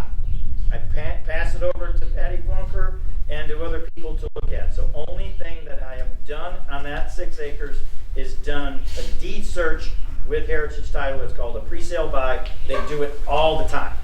And commercial and residential. All that comes back is here's everything about that property. All the trash and deeds and so on. And that's There's no a very survey. important thing to have done as well, because it's very confusing to go. I spent a lot of time on Barney County's website to find out who owns different pieces. Yeah. And for one, let's identify the piece. What is the acreage of it? What values does Barney County already have? And then how can we come up with some kind of comp prices to benefit the water company owner? There's 3 parcels we own. There's 3 physical parcels. 2 of them are under the same property ID, and then there's a third one. And they're not even adjacent. Yeah, it's a hodgepodge of over there. So anyway, identifying the exact acreage, so that heritage thing is a valuable element to finding out exactly which piece of land is it, how many acres is it we're talking about. But you have to convey that to the potential buyer as well. And if the membership remembers, we talked about this in a fall meeting, and the board said we'll go over and do some investigating because we don't even know what we own over here. I was starting because it's right behind me. I was just starting on that thing, and I was going to go tell Harry, what do we own over here? We have no idea. I can look in this file box that I happen to pick up at the water company, and it has some deeds in there, but it's a long list. Hand it over to a title company, and they'll tell you everything about it. For free. For free. If you look up on tax in Burke County, it will list everything that We own, yes. Yeah, it does. But there's small parcels here, there's a little parcel here, there's a couple of parcels right down Exeter. There's small ones, but we need a full portfolio. We need to understand what our holdings It's are. confusing too, because it currently says, as of yesterday, it says that there's a 0.55 acre tract owned by the water company that comes off of Piper Lane, and it's identified as a 50-foot easement, taxiway easement is the way they identify it on the Barney County's website. And it says the water company owns it. But I've heard from even Renee, I've heard from multiple others that say no. Bill Ernest bought it, and then Dana Martin bought it from Bill Ernest. Yeah. It's all while they were on the board of it's all crazy. It's and crazy. so, but I tell you, as of yesterday, Barney County shows that it still belongs to, Windermere Oaks, and that's a valuable piece of this deal that Friendship Homes is trying to do with this investment company right now. Right. So we've got some things cleared up. If number one, does the water company have any future interest in the land? If no, then are they willing to sell it? And then, given that, there needs to be a group of people to start moving forward today. If you guys want. We'll take that. Windermere Oaks owns a piece of property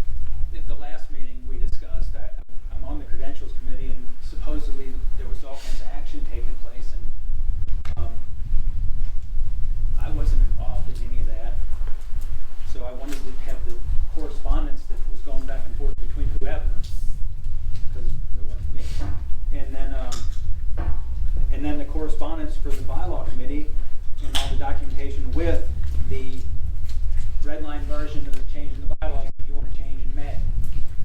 I believe that in order to vote on that, the membership has to know what the changes are going to be. That's correct. Not just a yes or no. That's how we got in trouble.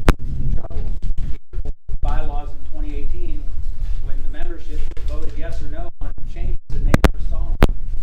We don't want to go there again. Nope. Do we? So if I could get a copy of the red line next couple of days, that'd be great. And then the draft minutes. I think it'd be good. Okay. We have several of those on the agenda items, so hopefully we'll get through. Is that it? Yeah, that's it. Cool. Okay. Moving on. Deliberation and discussion of the following. Any other questions, comment? Let's, first one, I want to kind of, speed this up. Everybody's getting cold. It's getting dark out here. Consideration and take action on the corporate 24-24 budget update, which was this budget. I did not have anything that, from this, Renee? Yeah. I did not. I don't know if Steve wants to be looked at it or do we want to. Currently, I did. It does have it here. I was pulling it out for you, Susan, to say it's at $3,000. Yes. The total budget that we're looking at, $398,000, $399,000, $400,000 to run the water company. So that does not include our legal payment, our long-term debt obligations, which are noted here, and we're hoping that we pay off part of it, $160,000 plus, because we're going to owe it. So we pulled it out as recommended by the PUC. So we're gonna blow through our legal expense, not only for old but for new, because we've got IRS audit, which is unfortunate. Don't poke the bear, people. Don't poke the bear. IRS is the bear. We got the compliance filing that needs to be taken care of this year and going forward, as well as the expansion, what they call the CCM, which is really sad because that should have actually been done in 2022. What is that? It is, you've got to submit for the expansion within the tariff, within the PUC, that we're expanding over to those 4 lots over there. So it's all data that they want. And it's not extensive. May I stay on Yeah, this? go ahead. Let me address this.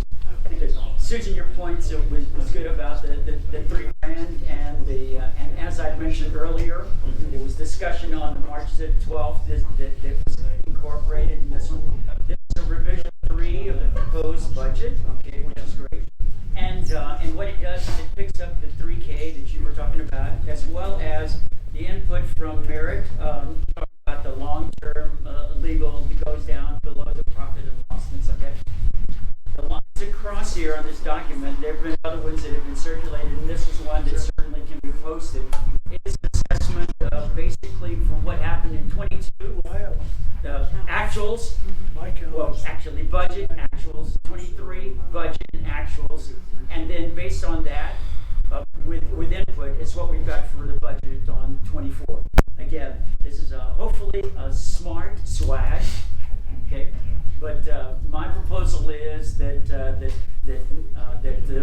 revision 3, which is dated 3/19, if you on your document? Yeah, no, I've got it here. Thank you. Yes. Revision 3 be the proposed budget for 2024, knowing that we're going to have difficulties. Do I have I make a motion that we accept the budget. Okay. Yeah. What's the start date for the budget? It would be February 20th. No, So, it's you're already operating under it? That's right. It's annualized. Exactly. It goes from Jan 1 to December 31. Do y'all post Thank you. that on the website, or how can we get a copy, look at the? This will be published. This will be posted. On the website? Yeah, exactly. And That was the proposed. That was our proposed budget. We all sat back. The board sat and went through revision line item by line item, and then we made this is revision 3, but we think it's the final one. Yeah, So I made a motion. good. I'll Steve, second. Yeah, second. it's- yeah. Okay. Any discussion? No, I think we're good. I think we pre-discussed it. Now on the board. We're chattering. All in favor? Good. Aye. Aye. Great. And Good. the Budget comment is good. This will be posted, okay, so that people can look at it. Again, it's hopefully a smart way. Okay, discussion on invoice and disbursement approval that we have here. These are the open invoices that That's right. we did not get to the last meeting.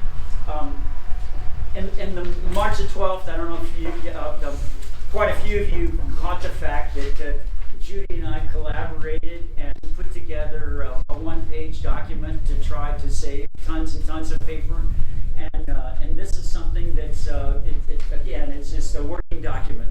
3 zones, ACHs, the automatic stuff, the stuff that's zone 1, zone 2 are the checks that have been made prior to this meeting, and zone 3 are the discussions of the invoices that need to be paid that are outstanding. Those are the ones that individually, the board, did I give you one? Okay, good, thank you. That the board needs to discuss and to make those decisions as we're going. Did I give you one? I did not. Sorry. So these are the old ones that we didn't get to? No, that's correct. The zone 3. Zone 3. On those, and I'll just read them quickly. This is the point of embarrassment on these things for so long. USA, Blue Book is a firm that provides chemicals. From September the 29th to 23, it's 378. Again, we can go through this. I propose it. You guys can read through that. Yeah, Is there anything to question on them? Otherwise, I would propose that we, with the exceptions of the last 2. The last 2 of them are showing that have been sent to us that the board can make a decision either to not to. The one on line 39 is the ordinance $800 tab invoice on that they dated it the first 1/19/24, but George has been paid completely for that already, so we're not going to. My suggestion is not to pay that. Yeah. And Deloitte Gosling of $534,396. I think we need to suspend that. That's correct. We're not going to pay that. They, What is the plan for that? I mean, are we gonna dispute it, or are we gonna, what are we gonna do? I don't know. You guys tell me that. We presented a plan. I think a roulette wheel would be a great way to solve that. Yeah. Susan. I mean, it's. Would you be willing to go through them? Because I went through them, and they're double and triple billing, and it's just jumps out at you. Somebody needs to go through them. Well, did anybody go through them with them and say, why are we being double billed for this, or are we double billed for that? Oh, I don't know. I'm just saying. I went through them, and it just jumps out at you. I think Schaefer was asked that question, and he said that nobody had the question. Ever gone through them? Nope. I mean, this invoice that we have is 2.5 years old. It's been reoccurring, and it just got to us. I mean, this is things that we're going to have to face it. Now, one of the things you could do instead of spending money on an audit is go negotiate a number with them and say, hey, you got $530,000 here. How about $478? How about X amount of dollars, and we'll put you on a payment plan. I mean, we don't have the money. How are you gonna? We're in a bad negotiation position on this. Bad. I'd really suggest trying to find some errors in it first and then negotiate with them. I would like to follow up. Dan, if you've done the looking at that, there's multiple hours. Is there an open offering from members here that would want to, in a small group, put together, work with some coffee, review that stuff to make the list? Because it's clear that there is abuse. I think of a handful of ladies. Woo. Wow. Woo. I went through it, and I've highlighted it. I sent it to Renee before.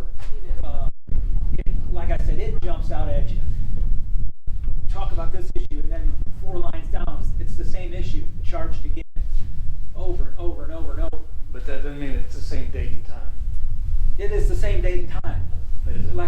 jumps out at you. I'll be glad to do that as well. Okay, what do you guys need?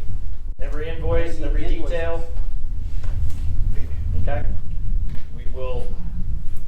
I will send a note out. Will you guys who have the guts, gumption, time, and How many people are- work together on that, or How many people are volunteer? We got Wes and Danny. Anybody else?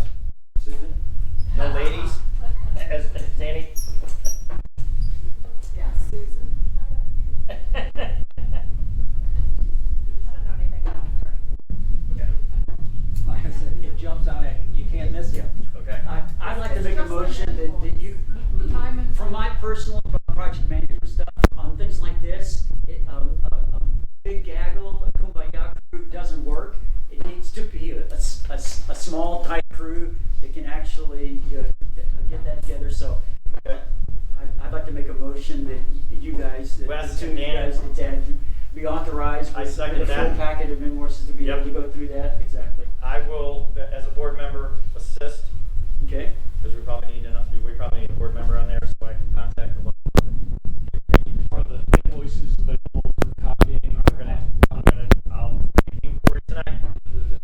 Find out. And it's based upon all invoices? We're gonna get $500,000. Okay, that was my next question. You want all invoices or you want the 530? They have to be gone through. Okay.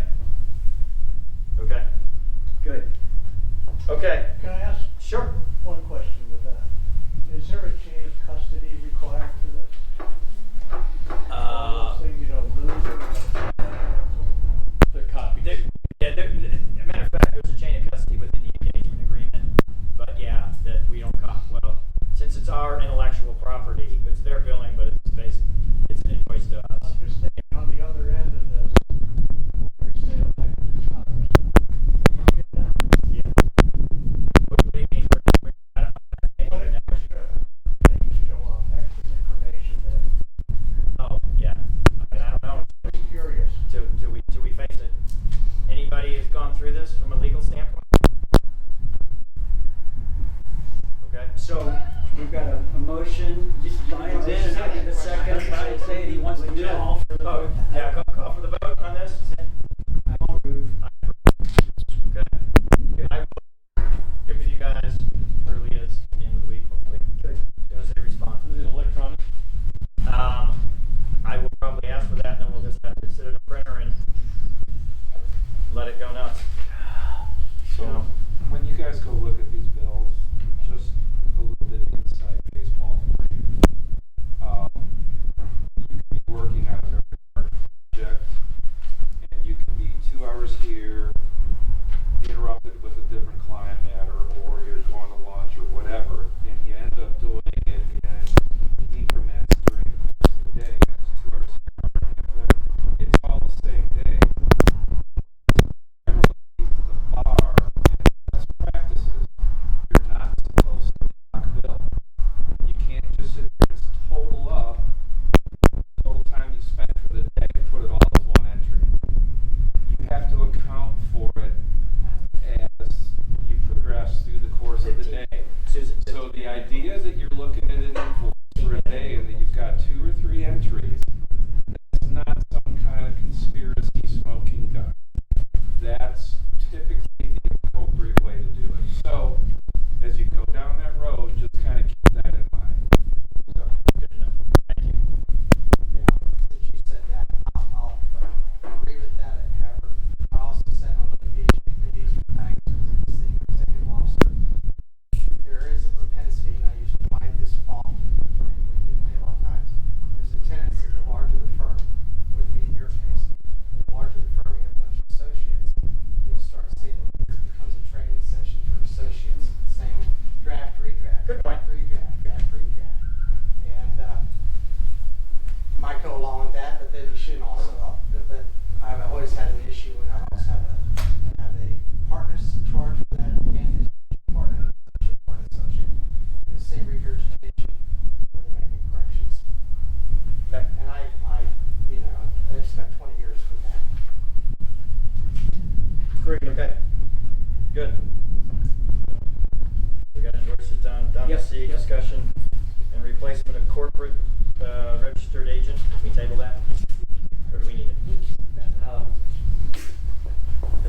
on the record is still Richard Schaefer. Well, we gotta get rid of that. Well, the thing is that the implication is by Texas law that the president is the chief administrative officer, and the chief administrative officer is by default the PIO.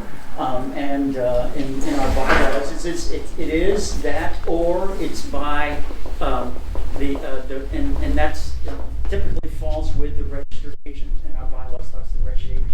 So we have the choice of specifying someone, and for 6 years George Burris was, even though the documents are not right for the Secretary of State. My suggestion is something that we did over Tennis Village. There's a small legal firm that's out at Marble Falls, Mandy and Mark McCurry, and they are the registered agents for the Tennis Village guys, and my discussion with them already that the only cost is their time in order to fill out the documents, and then they charge time if there's any kind of request. So typically it's like a retainer. Those guys are a bargain. And we just do the same thing with Aaron's group and Johnson? we certainly can. We can ask. Okay, that's good. Good. Yeah, exactly. We'll table it. I'll discuss. Yeah, well, let's take action to get Rich off of it. Well, the decision needs to be by the board as to what the replacement So we need is. to replace it. Exactly. So we'll table it and then discuss it with Carlton. Okay. Can I suggest too that we on the airport board of directors, we have an independent third party who is our registered agent and costs us $125 a year, notwithstanding time for a lot of requests. Okay. But, Exactly, and that's not very expensive. reasonable. The McCurry crew is a bargain as well. Very simple, and it's a third party official with an office, and they know how to handle it. yeah, it's supposed to be an office, not a PO box. That's Right. good. It must be an office. Okay. Next one.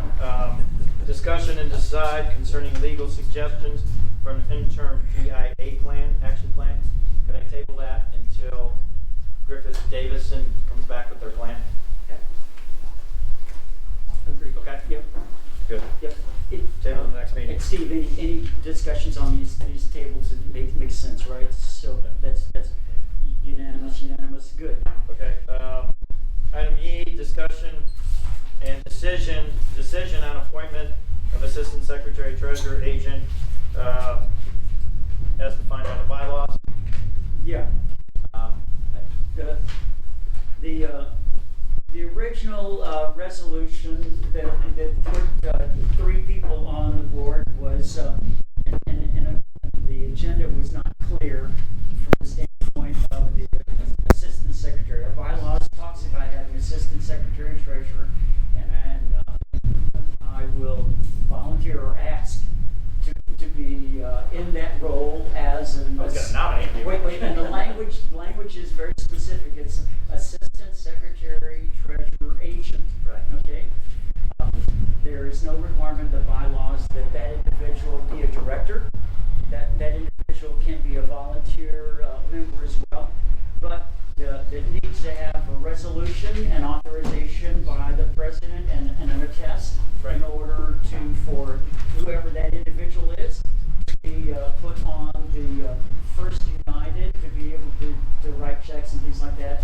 And I'm hoping that with this authorization, I'll be able to get these bills paid tomorrow. I second your nomination, your self-nominating as Assistant Secretary Treasurer. Any discussion from the board? All in favor? Aye. Good. And Welcome back. I abstain. So you I need that document. Thank you. Yeah, exactly. Yeah. If you I'll would, take care of it. go ahead and sign it or Okay. I will.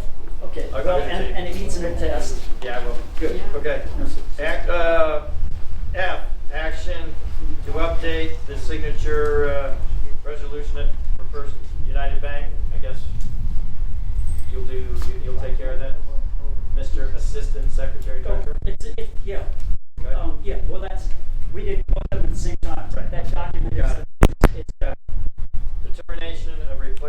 individuals for the credential committee. Great. Okay? I think Danny is our sole credential committee person, correct? Yeah, well, exactly. Yeah, and the thing is, it's sort of crazy there. Either way, so we do need. Are there individuals? There should be. In the past, by the bylaws and the way that the election stuff has been done, the secretary treasurer is the supervisor. Right. Another member of the board could be, and at least one member of the. Any volunteers and membership for the credential committee? This oversees our elections. Do paperwork and fill out. Nope, stop right there. He raised his hand. I don't know if you spot Mr. I just woke up. Yeah. I don't know if you're spotting his hand went up. Scott Miller, so there. Exactly. Take him. Great. We're going to take anybody. Done deal. Great. Thank you, Scott.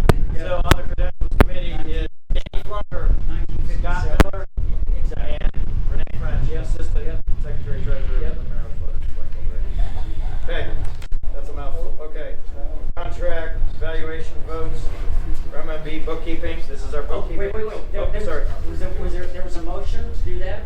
Do what? Did we take a vote? Oh no, I'm sorry. I missed that. No, Sorry. you're making the motion. I'm making the motion to vote that Mr. Scott Miller and you and Danny Flunker be on the commercials committee. Yes, Second. good. Yes. All in favor?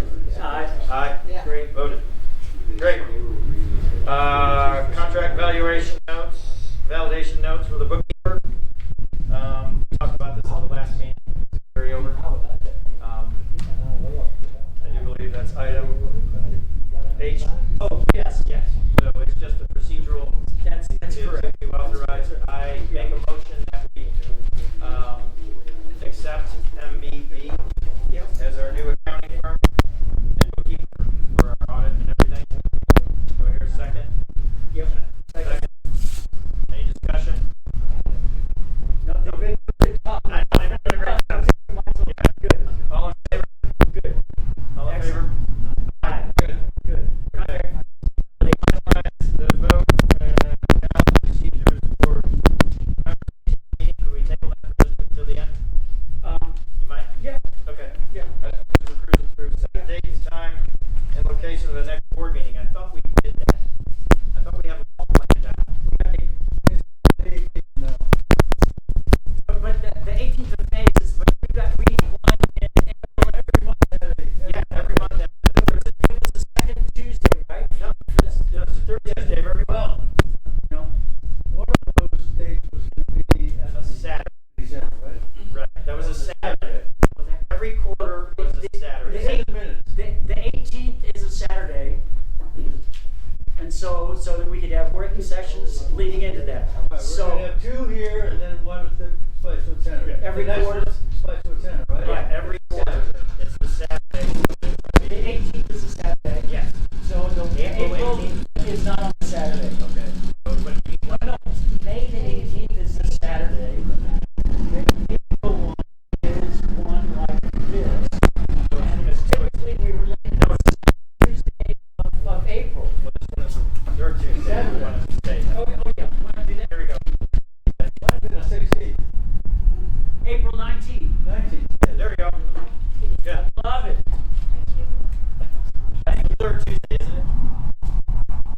Isn't that the third Tuesday? Yeah, I think it's always the third Tuesday of every Yeah. month. Well, why do we have it on a Thursday? Brian, how did you get that? I thought it was your website. Tuesday is the 16th. Oh. The third Tuesday of April. Yeah, 16th. I would like to make a suggestion that we change it to that one, because we may have activity that we need to do Okay. on No, I May believe the it. 18th, and we need to have more than a 30-day period before that to be able to get to fit the state laws. So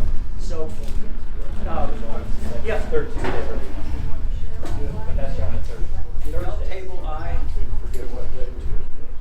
Yeah, we may need to modify. It, Brian. Okay, yeah, but if you go to Yeah. this one, yeah. People work. Yeah. Okay. So what do you want to do? We can't do it on Tuesday, 16th yes. is that good? April the 16th. April the 16th is the next one, great. And I will tell Lori to update the Great, website. do the update. Okay. Discuss and. Did y'all table I? Say again? Is I table? Just till the end. We just moved it to the end. Hang on. Oh, it's Coming. Coming.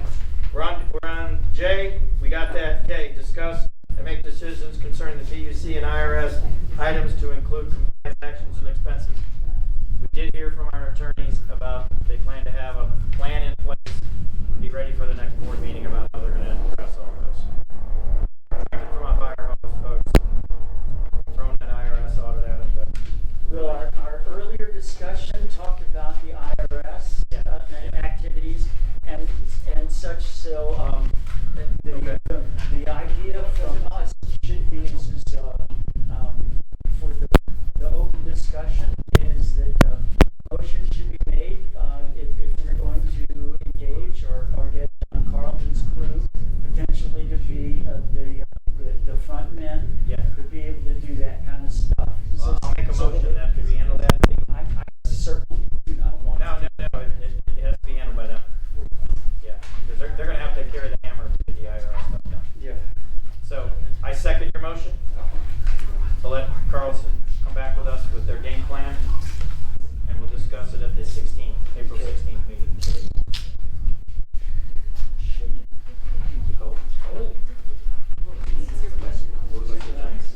Okay. Aye. So we got a motion and a vote. Okay, now we're on to I. That's you. Oh, is that?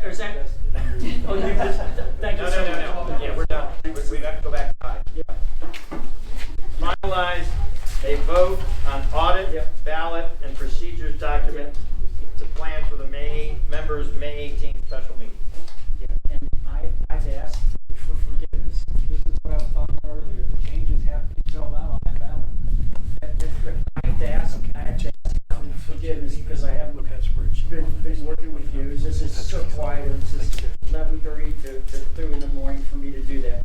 I put together a document. Dan says, if you would, says here, pick this puppy up. Is there 3 copies? Yeah, there are. States? Yeah, there's. And wait, I've got another one as well, which is good. Why don't you explain to the membership what this is all about? The reason for the May 18th activity, which has been for a potential members special meeting. A members special meeting has state law requires a whole sequence of about 5 different days and times to be able to do it, especially if there is an election happening with people that are running positions. There's 45 days, Dan knows these real well, so it's that kind of stuff. The proposal is, and I've been on the phone basically just talking with Scott a little bit about the overall thinking of there, because the PUC has mandated that we have to clean up our bylaws, which are just nothing but walking atrocities, and that's polite. In fact, the part of the walking atrocities, the PUC identified with a laundry list of multiple violations that are going against Chapter 67 Water Supply Law, as well as Chapter 22, which is Business Code for Nonprofits. Multiple violations there. And the bylaws must be fixed by the state organization and by the charter for this organization. The bylaws for the administrative stuff can be amended by the board of directors. The law and our bylaws says clearly that if there is anything that directly impacts the members, that the membership itself must vote on each and every one of those amendments. For instance, the one that stopped the problem in the bylaws that that kept the membership from doing the removal vote to be able to remove based on the petition that Patty and the crew put together and things like that. The bad language in the bylaws unfortunately stood. It could have been contested in a very, very long legal battle, but the easiest way is to fix it by the membership rather than go through 3 or 4 years of legal court stuff. Right. And so the proposal is that there are 3 areas that the members should be asked specifically, do they accept or not? And those 3 are, interesting enough, in November of last year, in a fit of whatever, I drafted out a petition for those 3 amendments. Those 3 amendments, and they were partially circulated. The first one was the one that in our bylaws it requires more than 50% of all members to sign a petition in order for the members to call a special meeting. That's an atrocity. Chapter 22 says it just needs to be 10% of the membership to do it. And yet the original bylaws, unfortunately through all 5 versions, kept that. So that's a change. And the idea is that will be changed to a number, and again, it's up to the crew, either 10% or the organization can put it can't be less than the state law, but it can't be more than the state law. So we can either leave it at 10% or do 15%, but it's an atrocity to put it as 50%. So that's one amendment. That's the one for the members to, by petition, to be able to call. The second point is another one that was the vacancy area.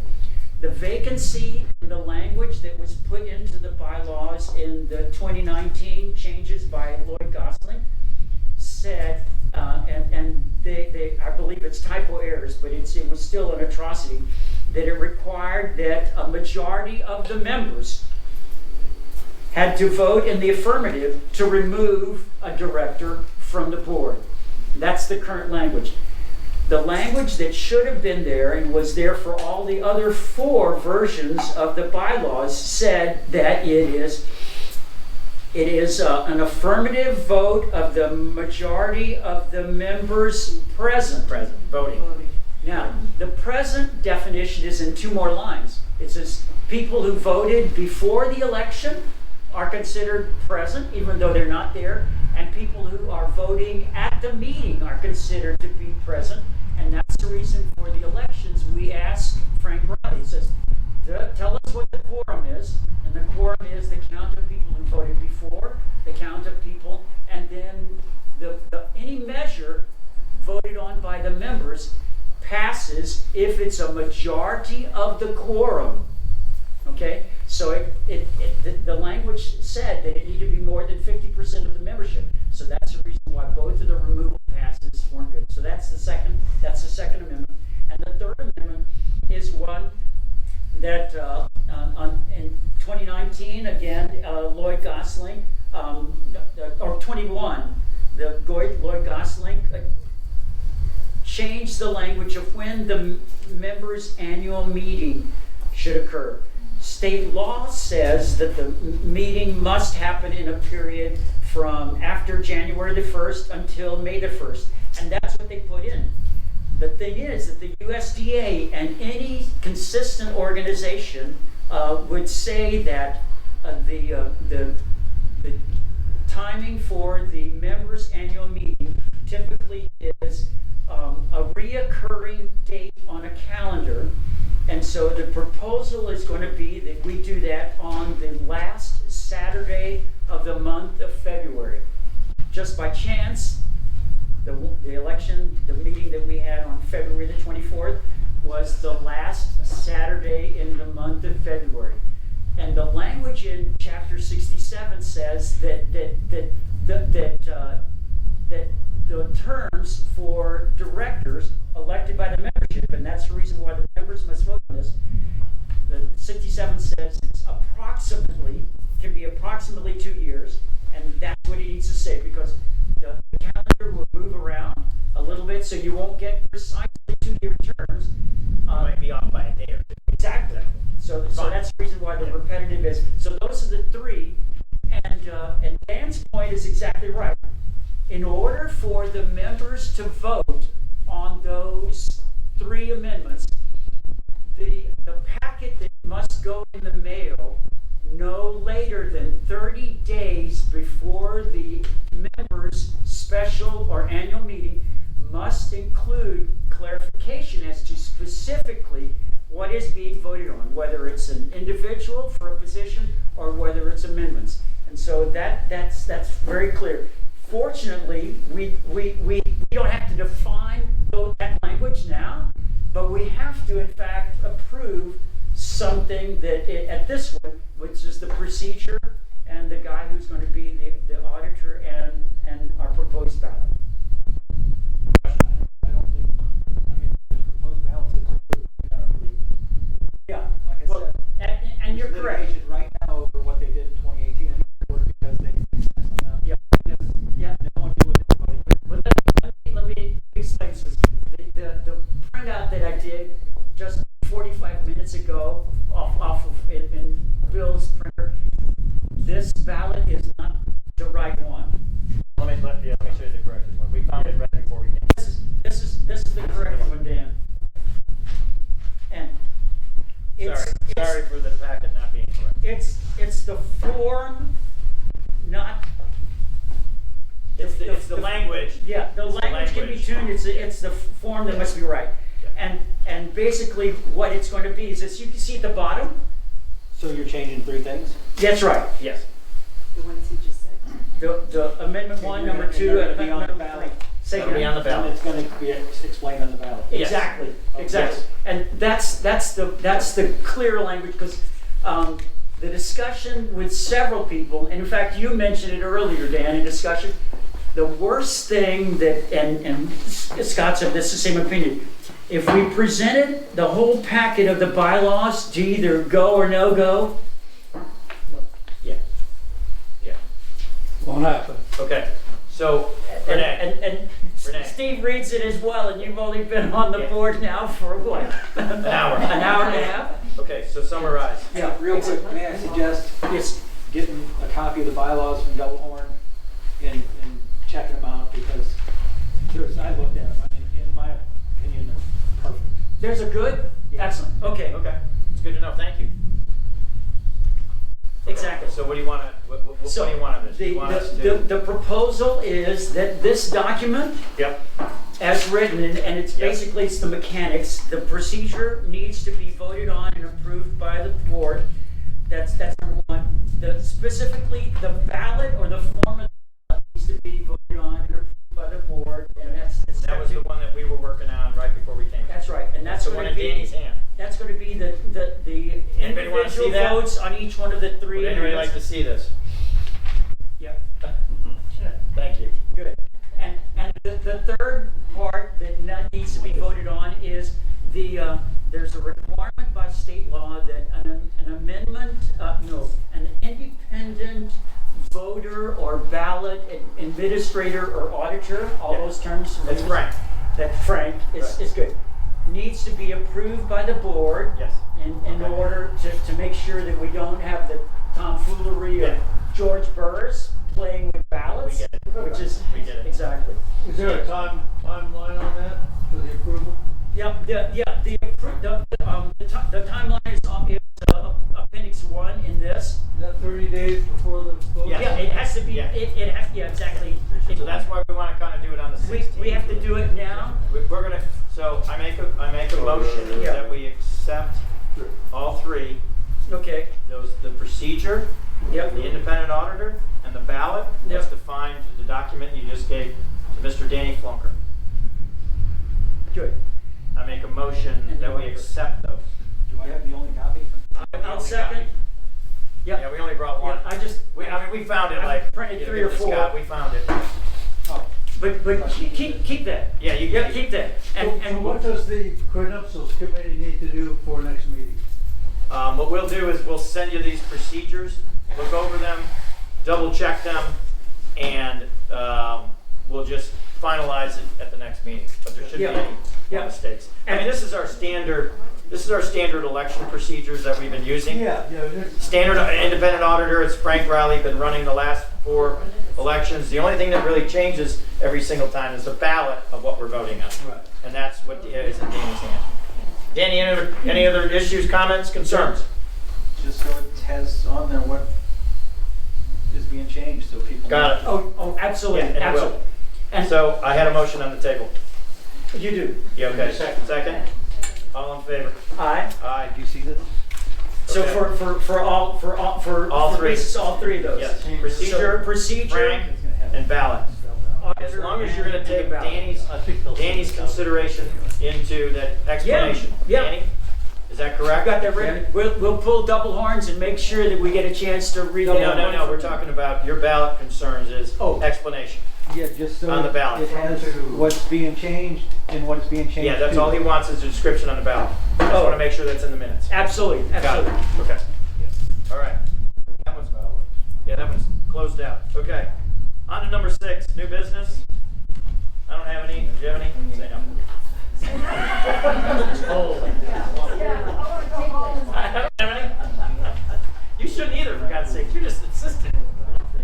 We just voted you on. And stay with you, Steve. It's supposed to be fun, for God's sake. They got to be a little bit. Anything else? Okay, yeah. No? Yeah.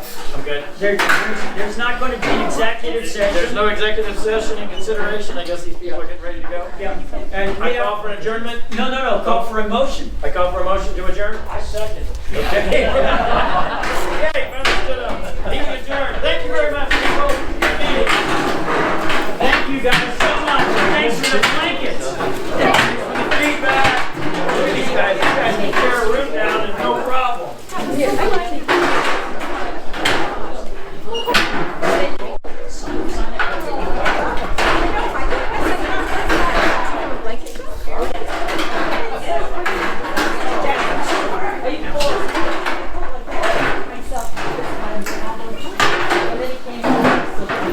I'm gonna put on. That's right. Correct. Don't sit down.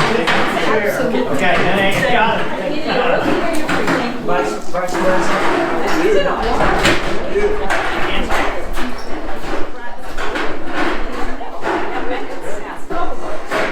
It's a London phone. They're not.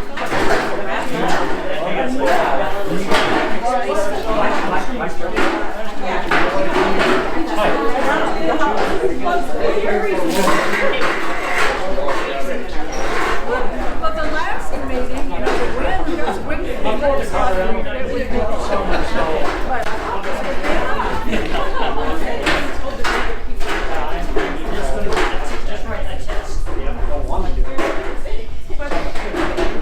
We get to a test.